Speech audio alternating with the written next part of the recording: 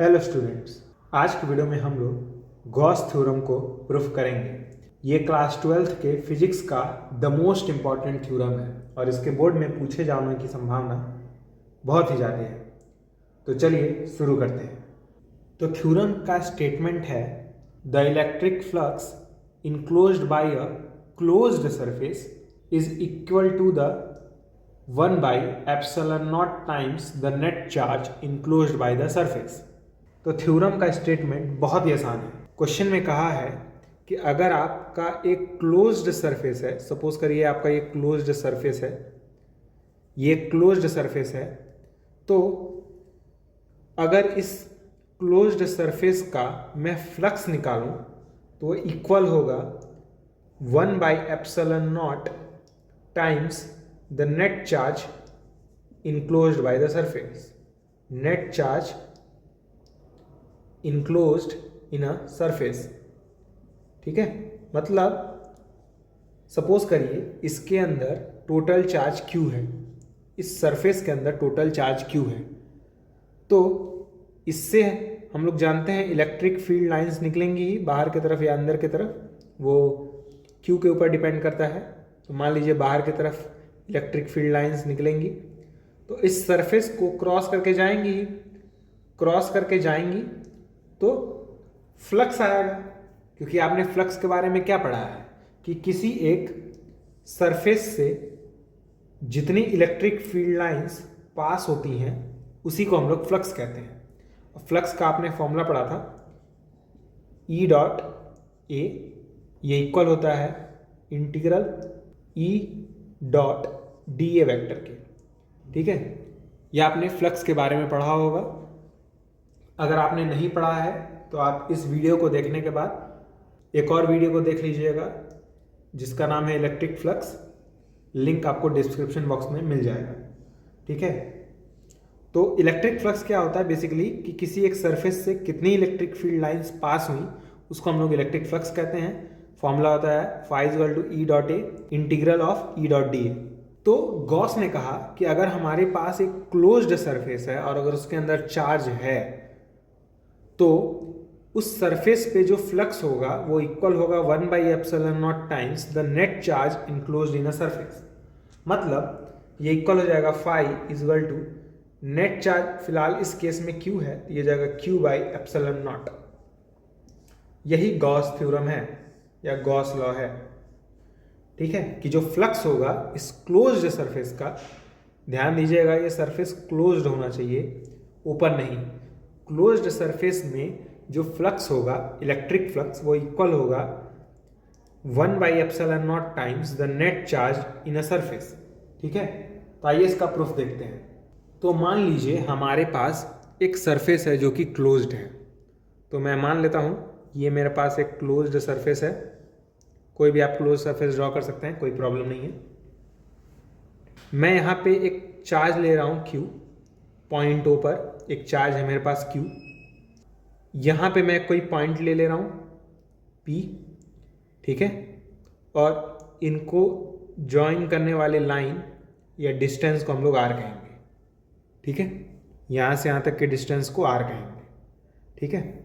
तो आप जानते हैं इलेक्ट्रिक फील्ड का जो डायरेक्शन है वो इस साइड होगा, है ना। इलेक्ट्रिक फील्ड का डायरेक्शन इस साइड होगा। और अगर मैं यहाँ पे एक सरफेस ड्रॉ करूँ, छोटा सा सरफेस, ठीक है, तो उसका एरिया वेक्टर बाहर की तरफ होगा, परपेंडिकुलर होगा, इसको नाम दिया मैंने DA वेक्टर।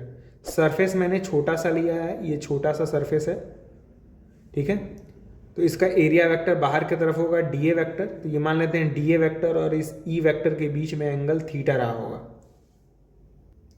और इस सरफेस जो कि मैंने छोटा सा सरफेस लिया है इससे एक सॉलिड एंगल बनेगा, ठीक है। इस एंगल को हम लोग बोलेंगे d ओमेगा, ठीक है। मैंने इस एंगल को क्या बोला, d ओमेगा। तो कुछ चीज़ें मैं वापस में बता देता हूँ। मैंने एक चार्ज लिया है Q, एक पॉइंट P लिया था सरफेस पे, दोनों के बीच के डिस्टेंस को R माना, ठीक है। मैंने जहाँ पे पॉइंट P लिया था वहाँ पे मैंने एक छोटा सा सरफेस ड्रॉ किया, तो उससे जो एरिया वेक्टर होगा वो DA वेक्टर होगा, ठीक है। और जो इलेक्ट्रिक फील्ड वेक्टर है जो कि इस आर के डायरेक्शन में होगा, यानी इस आर के लाइन में होगा, उससे और डी ए वेक्टर के बीच का एंगल थीटा मैंने मान लिया। और जो ये सरफेस मैंने लिया था छोटा सा, उससे एक सॉलिड एंगल बनेगा जिसका नाम मैंने डी ओमेगा रखा है। ठीक है, तो हम लोगों ने फ्लक्स का एक फॉर्मूला पढ़ा था, ये इक्वल होता है integral of E dot D A vector, है ना। आपने electric field due to a point charge का फॉर्मूला जरूर पढ़ा होगा। तो पहले हम लोग ई डॉट डी ए निकाल लेते हैं। यह आएगा E D A cos theta. ठीक है, ई डॉट डी ए करने पे E D A cos theta आएगा, है ना, क्योंकि आप लोगों ने पढ़ा होगा मैथ्स में A dot B vector dot product जो होता है वो होता है ए बी कॉस थीटा। ठीक है, तो यहाँ पे डॉट प्रोडक्ट था इसलिए कॉस थीटा आ गया। ठीक है, अब हम लोग इस ई की वैल्यू को निकाल सकते हैं। कैसे निकालेंगे देखिएगा। इलेक्ट्रिक फील्ड का आपने फॉर्मूला पढ़ा था 1/4πε0 Q बाई आर स्क्वायर, है ना, डिस्टेंस आर है तो इसलिए आर स्क्वायर। तो इस ई की वैल्यू को यहाँ पे रख दूंगा। ठीक है, तो ये जाएगा integration of 1/4πε0 Q by are square d A cos theta.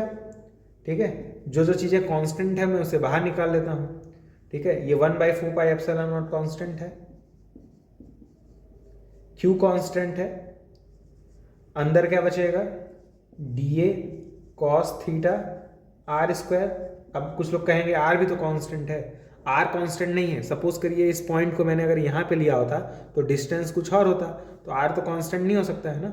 Charge constant होगा, क्योंकि इस सरफेस के अंदर जो टोटल चार्ज होगा वो बदलेगा कैसे, है ना। तो इसलिए चार्ज को मैंने बाहर निकाल दिया था, कांस्टेंट है। एप्सिलॉन नॉट और 4 पाई तो कांस्टेंट होते ही हैं, इसलिए इंटीग्रल के बाहर आ गए। ठीक है, थीटा और आर ये डिपेंड करेंगे कि ये पॉइंट मैंने कहाँ लिया है। अगर इस पॉइंट को मैंने यहाँ लिया होता तो ये थीटा बदलता और ये डिस्टेंस भी बदलता। ठीक है, अब इस D A cos theta R square के जगह देखिए हम लोग क्या लिख देंगे। इसके जगह हम लोग लिख देंगे डी ओमेगा। यही आपको याद रखना है। ठीक है, मैं बहुत ज़्यादा डिटेल में नहीं बताऊंगा कि इस डी ओमेगा को क्या कहते हैं। बेसिकली डी ओमेगा जो होता है वो स्मॉल सॉलिड एंगल होता है, जो कि मैंने यहाँ पे लिया था, स्मॉल सॉलिड एंगल। ठीक है, अगर आपको इसके बारे में और जानना है तो आप मुझे कमेंट कर दीजिएगा, मैं इस पर अलग से वीडियो बना दूंगा। ठीक है, तो इंटीग्रेशन ऑफ क्या हो जाएगा डी ओमेगा। ध्यान दीजिएगा, इस पूरे के जगह हम लोग डी ओमेगा लिख देते हैं। D A cos theta by are square की जगह डी ओमेगा, और इंटीग्रेशन ऑफ डी ओमेगा होता है 4 पाई।